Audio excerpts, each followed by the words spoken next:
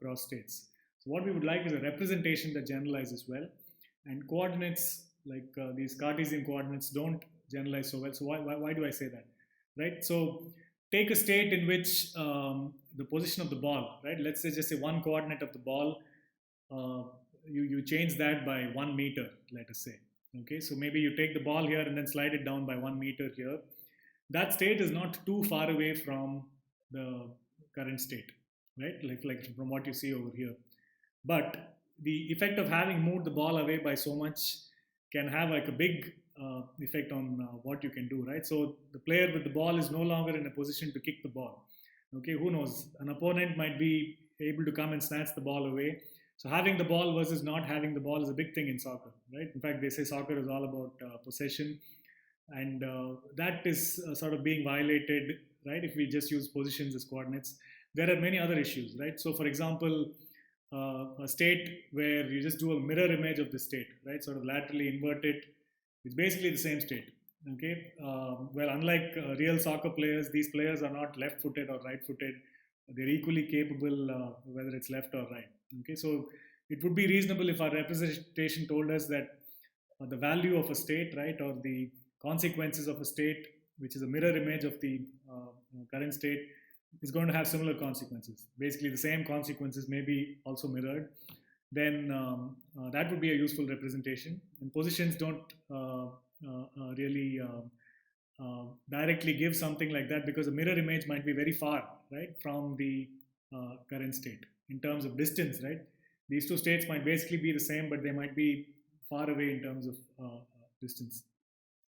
So the idea of features is to try and solve these problems. Okay, so a feature vector x, okay, it comes up with a number of descriptors. These are the elements of this vector, which are called features of state. Okay, so if you give a state, a feature vector will have a number of features. These features will be quantities that capture precisely what we believe are useful signals about state for the purpose of prediction. So let me do it with an example over here. So you might think on these terms, right? So uh, if this is the player with the ball, right? What really are the factors that are important for deciding what to do, right? It might be things like this. It might be things like how far are you to your teammate. So let's say you have only one teammate over here, right? So your distance to your teammate clearly is an important parameter to consider. It's going to determine how successful a pass might be, right? So if you're far away, maybe the pass won't work. If you're close by, the pass will work. So that's something that's useful to know. But like that, there are also other things that you might want to capture, right? What is the distance to the nearest opponent? Okay, so if your nearest opponent is very close to you, it's time to pass, right? You shouldn't be trying to do a dribble. You should kind of get rid of the ball, and that might mean passing or shooting into the goal. What is the largest open angle to the goal? Okay, so features can be distances, they can be angles, they can be other things as well. Okay, so let's just assume for simplicity that they're real valued. Normally, you'll find some way of converting even other types of features into real valued features. So this is an angle over here. So why is this angle x3 useful? Well, it tells you if you're going to shoot the ball into the goal right now, is it going to go in or is it not? Right? If the angle is very small, right, maybe the goalkeeper will come and catch it. But if you have a large angle, right, maybe you will be successful. I mean, I'm just giving you some examples over here, but there are many other features like this that you will come up with as useful sort of descriptors of state that can be then used for decision making. Okay, so x4 here I've said is this distance of your teammate to the goal.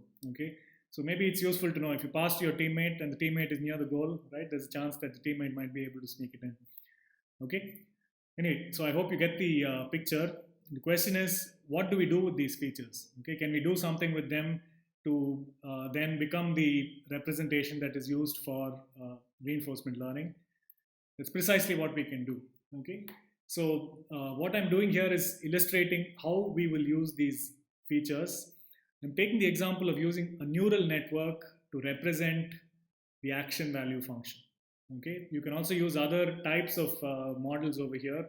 So neural network, I'm hoping, is something many of you will be familiar with. If you're not, now's a good time to go and brush up. So I'm not really going to get into it. I'm just going to assume you know what a neural network is, like how it maps input to output. Yeah, you can, I mean, there's enough tutorials available if you want to go do it on the side. Okay, so here's a neural network that has 3 layers. In comes the feature vector corresponding to state. Okay, so you have 4 features, x1, x2, x3, x4. So the input is really state. Okay, but rather than give state as a number or something like that, right? When you have like a table, in some sense, that's what you were doing. We have compressed descriptor of state into a few signals. Okay, these signals are the features x1 through x4, let us say. These become the inputs to a neural network. There's one hidden layer over here. Maybe you can have more hidden layers. I'm not really drawing them on the slide. So remember that what happens in the internal node of a neural network is it takes in the input, sums them up, right, w dot x, and then passes it through a sigmoid function that becomes the output. So let's say these outputs get connected with the output layer.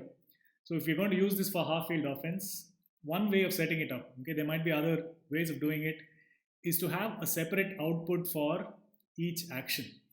Okay, so it is precisely something that we can do.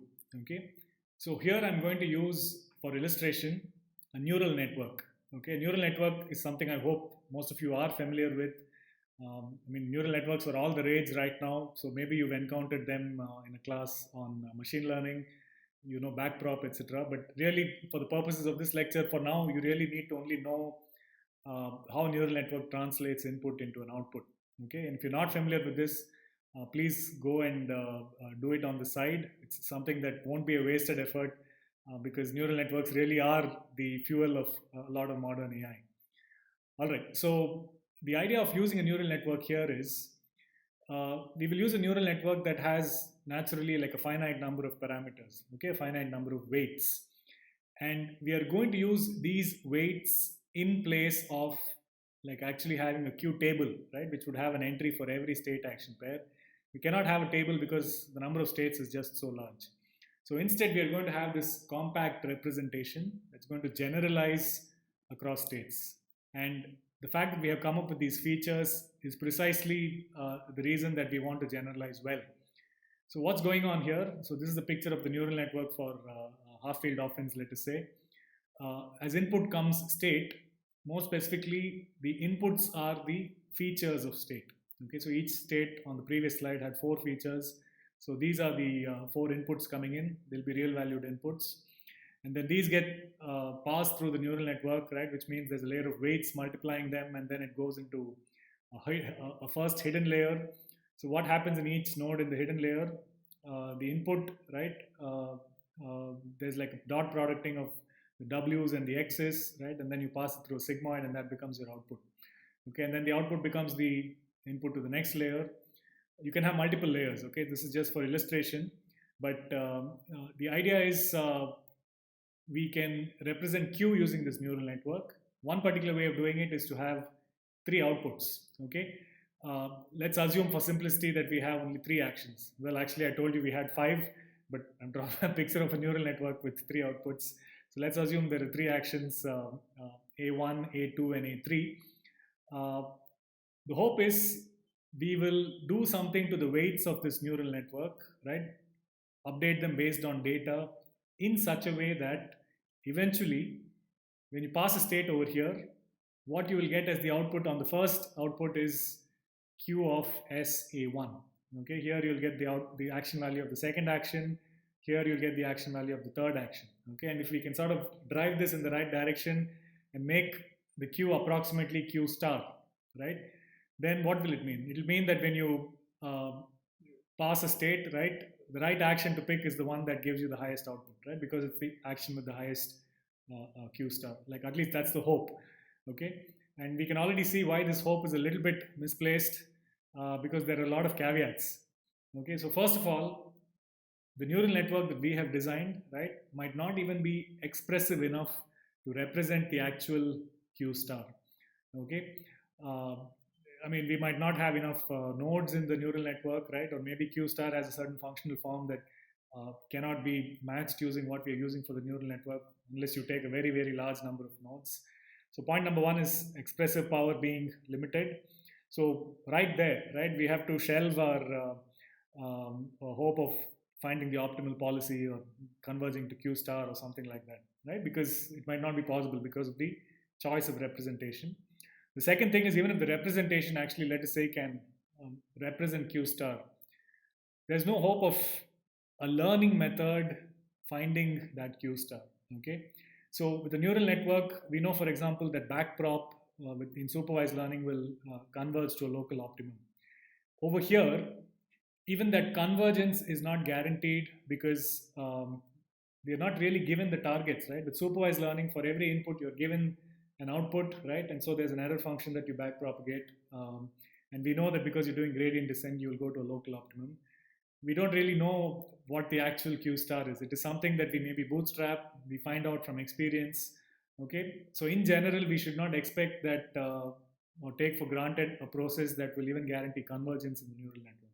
So that's big point problem number two. The third thing is, even if you do have convergence, even if you can represent Q star, you might not converge all the way to Q star. Okay, you might converge to something else because usually, right, because of the nonlinear nature of this mapping, the error function, the loss function that you're trying to minimize, will not be convex. Okay, so you might get stuck in a local optimum. So there are all of these issues. Okay, so this slide really must be a wake-up call for you, which although I've not written it on the slide, actually what is written on the slide is welcome to the real world. Okay, gone are these nice tables and convergence and optimal policies. We have to make do with something that's better than nothing. So we try and make this effort as successful as possible by coming up with good features, by maybe coming up with a neural network that's the right thing, the right representation for our task. But in spite of all of that, all bets are off. Okay, we should hope to do something that is good rather than something that is optimal and sort of provably the right way to do this. Okay, so what we have done is given some motivation for the need for generalization. So this is also called function approximation. If, for example, we are approximating Q there, right, using a neural network. So we've given the sort of real world example and the motivation for doing this. Now, old habits die hard. Okay, so we will go back to our sort of conceptual understanding of how things work.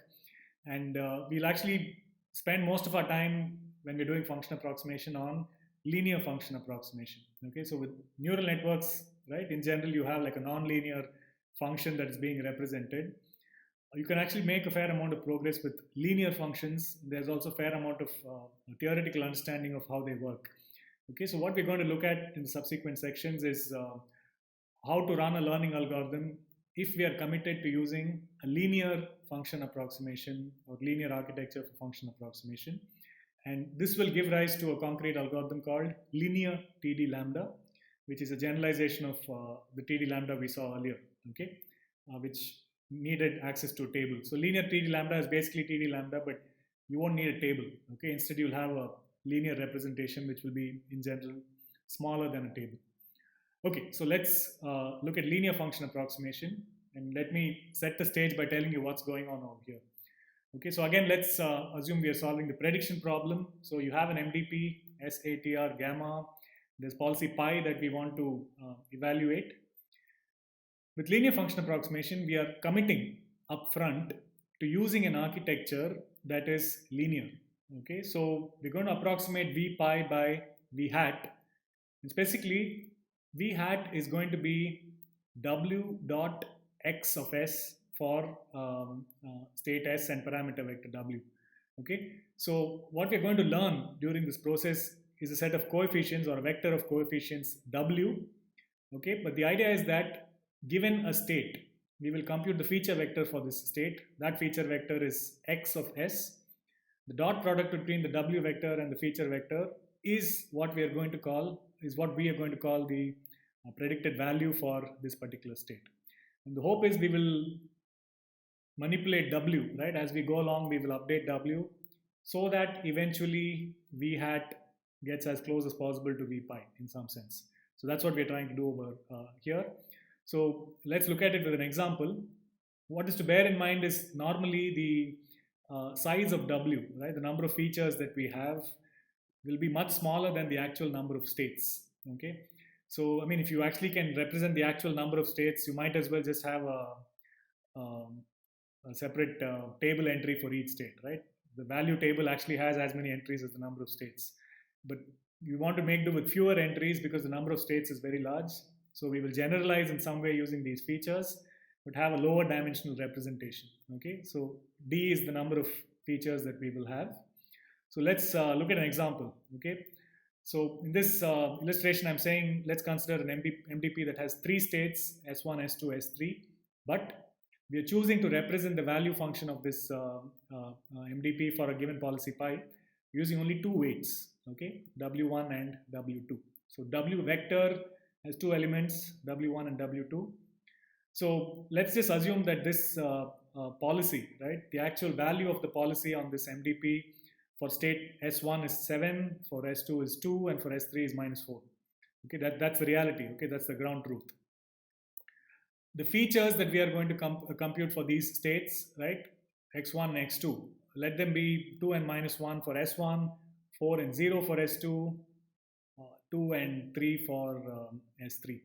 Okay, so in principle, right, I mean, really, you would have defined feature on a real task to be this is some distance, this is some angle, this is some amount of money spent or something like that. Let's just assume that when you calculate it for these particular states, right, these are the values that you get. What's really what we are introducing here and is of interest is the fourth column.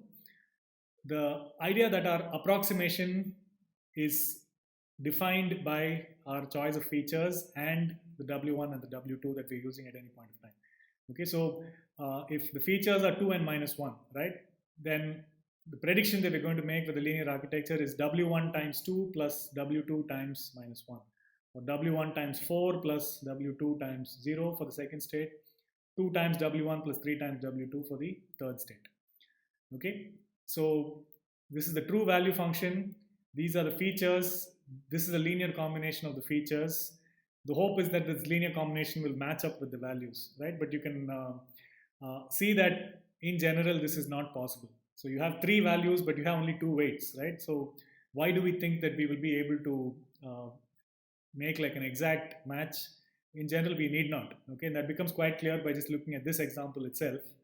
So look at the third column. Okay, my claim is that it doesn't matter what W is. Okay, basically it doesn't matter what W1 and W2 are.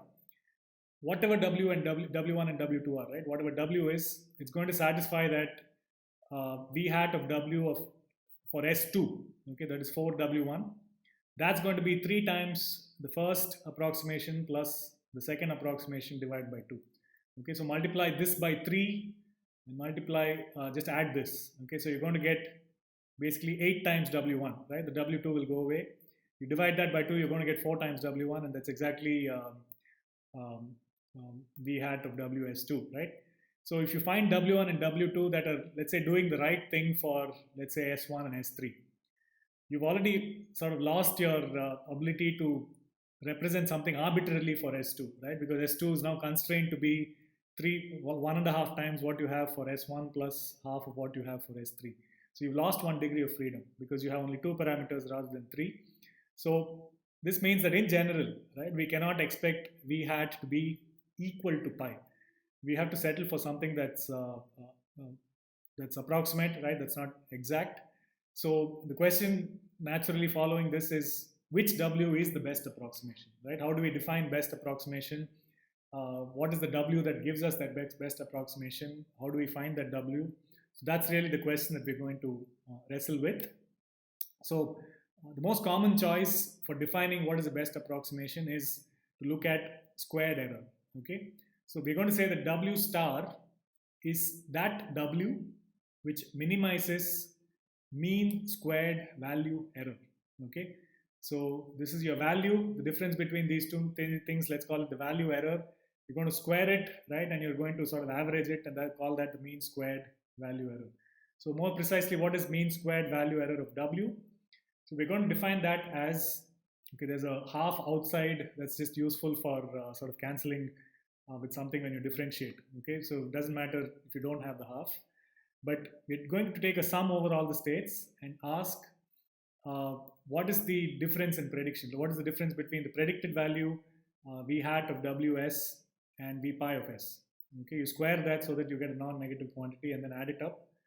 Now, one additional step that we do here is to say that not all states are equally important. Okay, so imagine that you're actually following a policy here, right? So it's quite natural that you might spend more time on some states as opposed to other states, right? And if you're trying to do value prediction, you sort of want to be more good on the high frequency states and less good on the low frequency states. So one natural way of specifying this is to say that we are going to weight the importance of each state by the stationary probability of being in that state. So remember, we had assumed ergodicity, etc., and said we'll assume that the MDP for every policy has a well-defined stationary distribution. Okay, so for pi, policy pi, let's say that is mu pi. So mu pi of s multiplies the squared error coming from s. And we say, well, the w that we want to get to is the w that minimizes this mean squared value error. So there are also other definitions, but this one is common, and this one is also quite convenient to understand, to work with mathematically. Okay, so let me illustrate this same thing with a picture. So here's what's going on. Okay, with our example, a value in general is a three-dimensional object, right? A value function has to give a number for each state. That's the expected long-term reward you'll get by starting at that state and then following this policy. So you can think of it as a point in three-dimensional space. Okay, so one dimension corresponding to S1, another to S2, another to S3. So there is some scalar value for each of these. You combine them into a vector and call that your value function. Okay, so v pi is over here. Because we have chosen to approximate value functions using only two parameters, right? W being W1 and W2. It so happens that the only value functions that we can represent here are all ones that lie on a plane. Okay, so this here is a plane in 2 dimensions. Any point on this plane is parameterized by a W1 and a W2. Okay, I'm just calling it W over here, but every vector W, right, will basically every point on this plane corresponds to some vector W.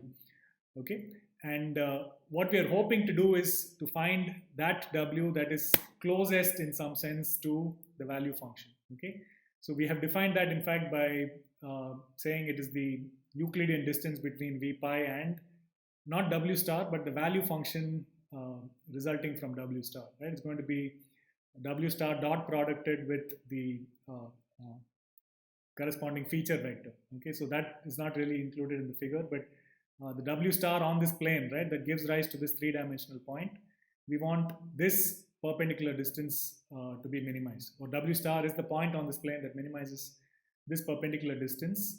So in the figure, I have also sort of ignored the fact that we are scaling by the stationary distribution.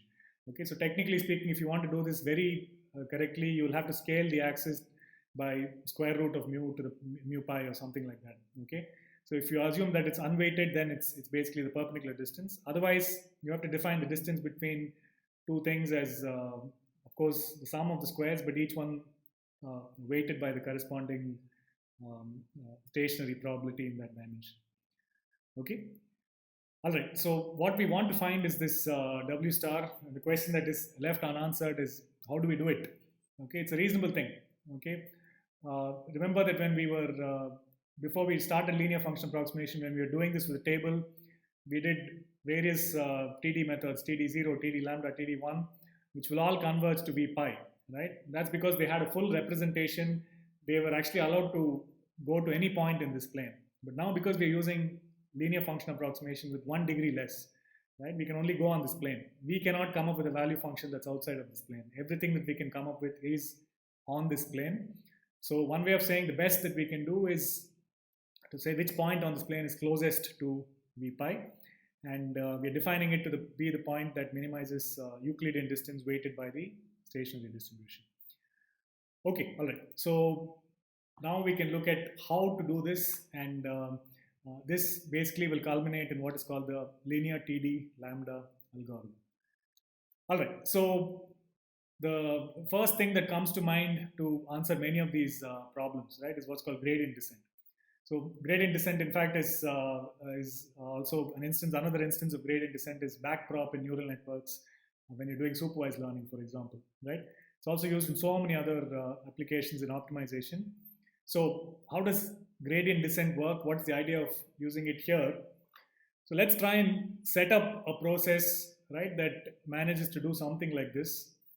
Let's start with some arbitrary W0 on this W plane and try and make updates to the W uh, with the hope that we will be sort of moving in the direction of W star. Okay, so that we will be minimizing our error with respect to W pi, with respect to V pi, so that we'll be, that's basically the mean squared value error, right? So let's try and move in the direction that minimizes mean squared value error. If you can do this in a sort of principled way, that would help. Okay, and the hope is to be able to set up gradient descent in order to do this. Okay, all right. So the question is, will it work over here? Okay, and I'll tell you sort of upfront that the answer is a little bit iffy. There is certainly a way of making it work properly, but there's also somewhat half-baked ways of doing it which still manage to work in practice, which actually people do use in practice, but which are not really gradient descent. But let's actually now get into the actual math and see for ourselves why it works and also why it doesn't work. Okay, so here's the idea of gradient descent. Okay, if you want to minimize, let's say, f of w, you start with some w and you set w next is w old minus some learning rate times the gradient of f of w. Okay, so minus because you want to minimize f of w. If you want to maximize f of w, you have to do a plus. Okay, you have to go in the direction that gradient is increasing. Okay, so in this case, the function f that we are trying to minimize is mean squared value error of w, right? So that function is here what I've written inside of this big parenthesis, half of sum over mu of v minus v hat the whole square. Okay, so you will start with some arbitrary w0, and for going from wt to wt plus 1, you can do a gradient descent step, or at least the idea is you will do gradient descent to do this. So let's take a step and actually differentiate and write down the gradient of this mean squared value error. So if you do that, what you will get is, so 1 minus inside will become a plus. You'll get this is going to be equal to wt plus learning rate times sum over the states, this stationary distribution, stationary probability multiplying this value difference, multiplying the gradient of v hat. Okay, so this is just like differentiation. Okay, I've not done anything fancy here. So if we can go ahead and start making these updates. But can we make these updates? How do we, right? It's not like we know what mu pi of s is, right? We don't know what v pi of s is for our different states. So remember that we're in the learning setting, okay? We're not in the planning setting where we already know what is SA, TR, gamma. You can do some policy evaluation and you know what's the value function. I mean, we don't, right? The whole idea is with experience, you should try and learn about these quantities, right, and use them in some way. So really, right, what we've written here as a possible update is something that is not practicable, okay, because we don't have access to mu, we don't have access to v. So how do we do it? Good news is we can still do it, okay. So if you can't do gradient descent, it suffices if you do something called stochastic gradient descent, okay. So what's stochastic gradient descent? It's basically gradient descent, but you are allowed to not really go down the gradient, but go down the gradient plus some zero mean noise. Okay, if you can go down using a sort of quantity that is in expectation the gradient, right? You're still okay. Convergence will still happen. You'll still end up in a local optimum. Okay, this is the basic idea of stochastic gradient descent, and this is basically also used, for example, in training neural networks, right? So each time you don't calculate your error on your entire data set, you calculate it on a mini batch, right? And the gradient coming from a mini batch of data is a noisy version of the gradient you get by taking the entire data set. But in expectation, it's the same thing. It's an unbiased estimate. So here too, right? If we can get an unbiased estimate of this gradient, right, we can get by. Turns out we can, okay? So imagine not doing this update, but doing the update over here, where we have removed the sum over states and the mu pi of s. Instead, we are just instantiating that at st. Okay, so remember that ST is actually the state that is visited at time step t. Okay, so WT is the weight vector at time step t. We're going to try and do online updates. ST is the state that we are currently seeing. So let's not try and do this at all the states that I mean, not all the states in the MDP, but only our current state. Okay, so the reason we are allowed to do this is ST is actually going to be drawn according to the stationary distribution, right? Maybe not very early on, but as you go along, right? The whole definition of a stationary distribution is this is really the probability with which you will find a particular state, right? Well, you were at ST, the probability with which you will be at a particular state ST is precisely mu pi of ST. Okay, and therefore the expected value of this quantity over here, right, following the alpha t plus 1 will be precisely what follows the alpha t plus 1 on the equation above. Okay, at least for large t. The fact that it doesn't happen for small t, don't worry about it so much. But the fact that if you're going to do this infinitely long, right, basically most of the time you're going to be in expectation going down the gradient. Okay, so that suffices. So instead of doing this update, which we can't do, the proposal is let us do this update. We are still okay because it's a form of stochastic gradient descent. But hold on, this update is again something that we cannot do, right? Because we got rid of the mu, but we did not get rid of the v, right? So we know, in fact, hat v of wt st, it's just the dot product of wt and feature vector of st. The gradient of that is also something that we can calculate. In fact, it's going to be just the feature vector of st, okay? Because we've chosen a linear approximation scheme. But yeah, you can also do this with non-linear as long as you know how to get this gradient out. But still, right, this step we have reached is not enough for us because we don't know v pi of st. If we knew what it was, we can go ahead and do this update to our weights. Stochastic gradient descent comes to our rescue again. Okay, so this is the update on the previous slide, which we said we cannot make, but below it is an update that we can make.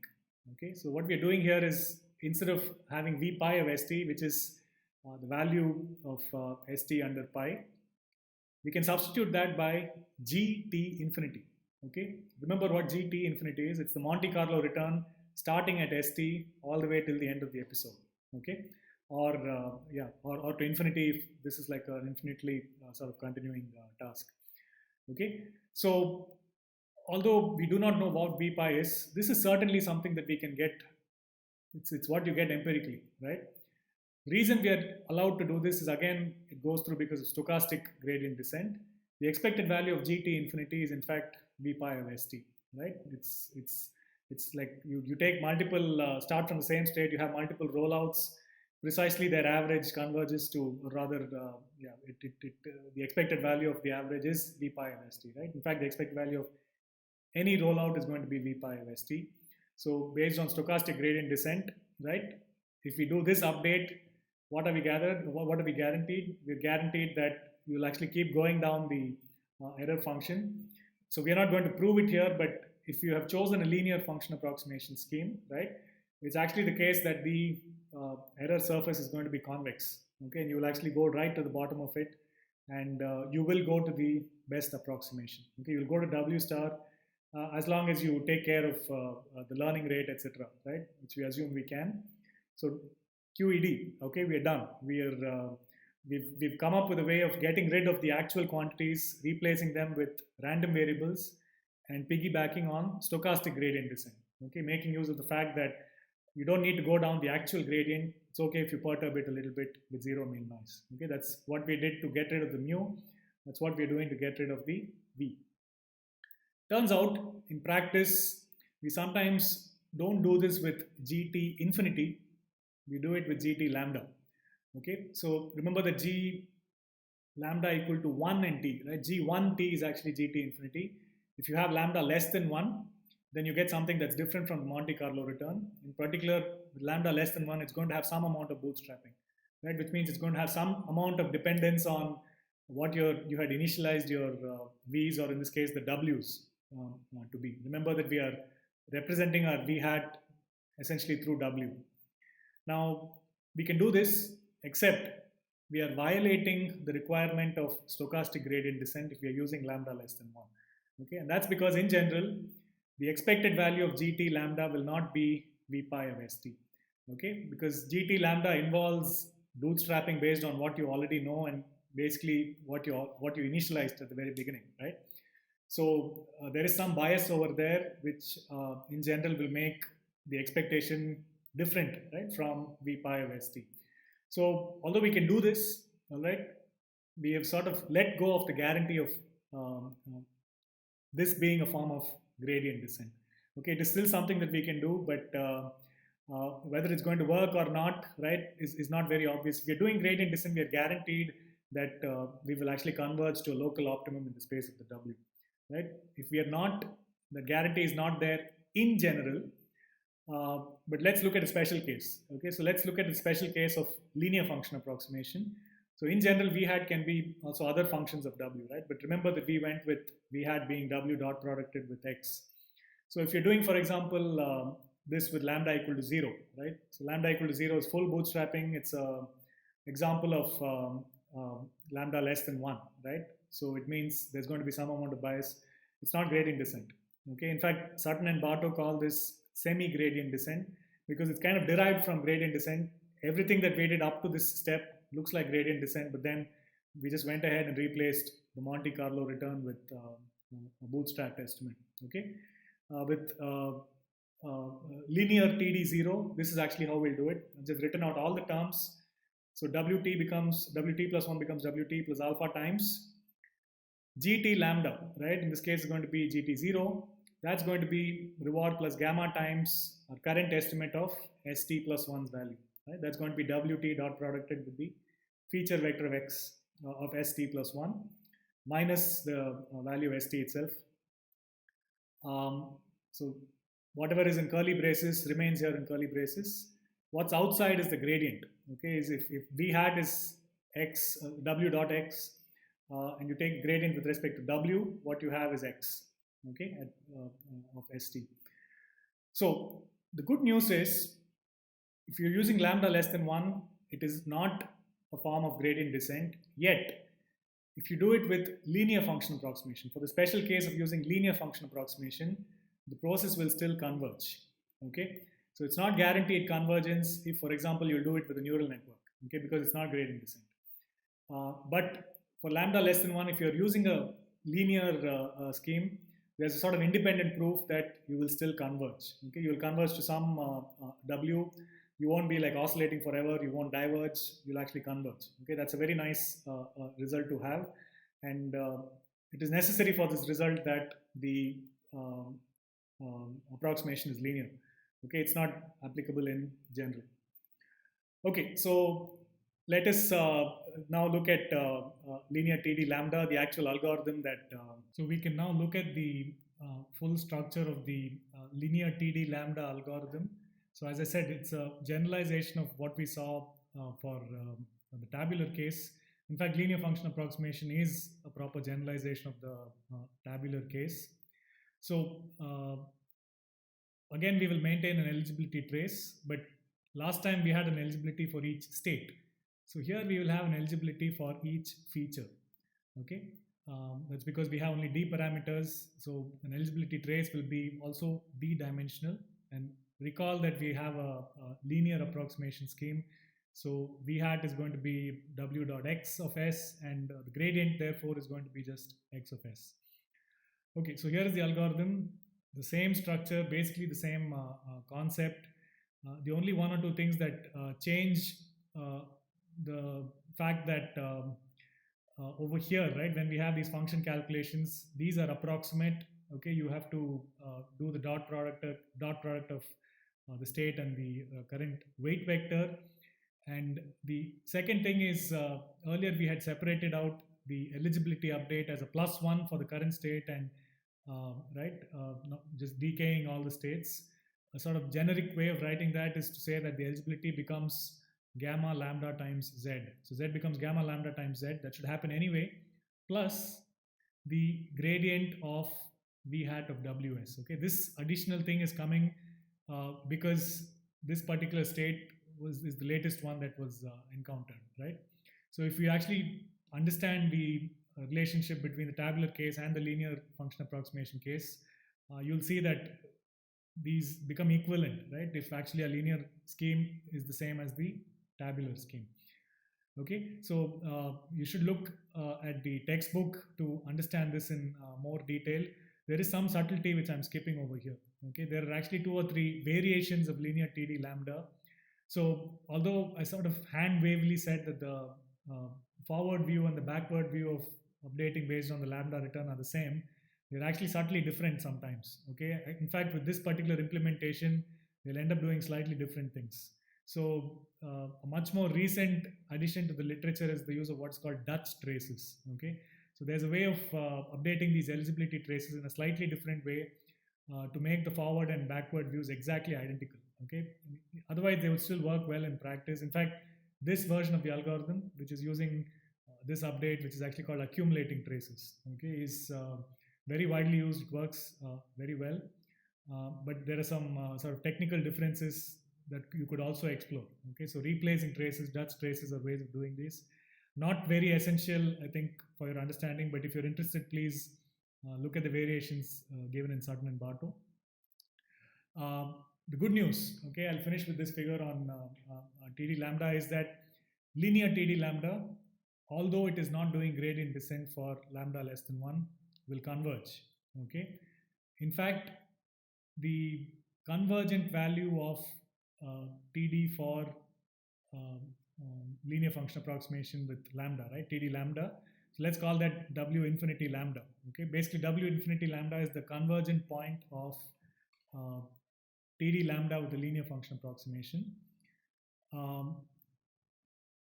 The mean squared value error incurred by that point, okay, is guaranteed to be a certain factor of the optimal mean squared value error. Okay, so mean squared value error of W star is the best you can get, right? Because W star is the one that minimizes that quantity.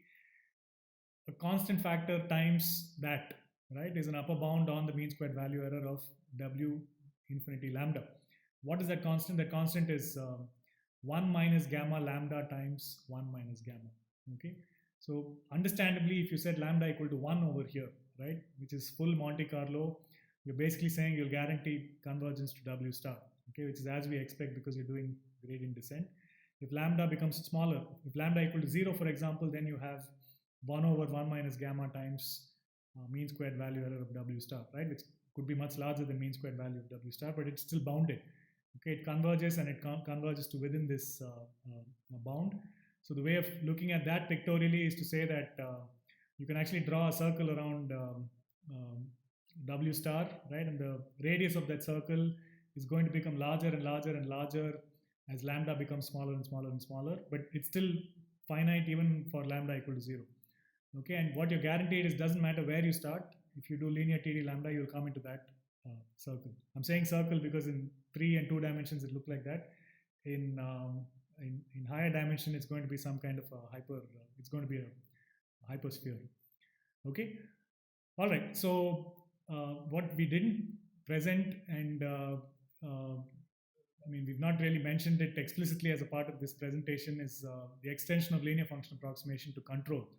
Okay, but this is again something that's relatively straightforward, and I encourage you to look at the textbook to come to grips with. So the basic idea is we were approximating V as W dot X of S, right? So you can approximate Q similarly as W dot X of SA. Okay, you have a feature vector that takes as input states and actions, right? And that gets dot producted with W. So this is very commonly done, and in fact, we called it linear TD lambda. So when we generalized TD to control, we got Q learning SARSA, expected SARSA. So linear SARSA lambda, okay, is a very popular algorithm used quite widely for online reinforcement learning. You can also do linear Q and expected SARSA with lambda. They have some technical issues. Okay, the fact that SARSA lambda is on policy, right, makes it very convenient to generalize directly from linear TD lambda. You have to take care of a few other things when you're doing it for Q. Okay, so again, not very central, but the basic idea is the concepts that we have covered for prediction also extend to control. And SARSA lambda, linear SARSA lambda, is a very popular algorithm. So as proof of that, right, let me take you back to half field offense. We started with that as a motivating example. This actually is a picture from, uh, in fact, my very first research paper, coming to think of it, from 15 years back. Okay, this is a learning curve for half field offense, precisely solving the task that we set out to. Okay, we had the offense player, it had to decide what to do. We were hoping that it could learn, okay, whether to shoot or to pass or to dribble.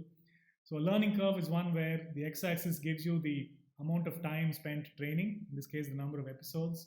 And in this case, the y-axis is the fraction of goals scored. Okay, so on an episode, are you scoring, are you not, what's your probability?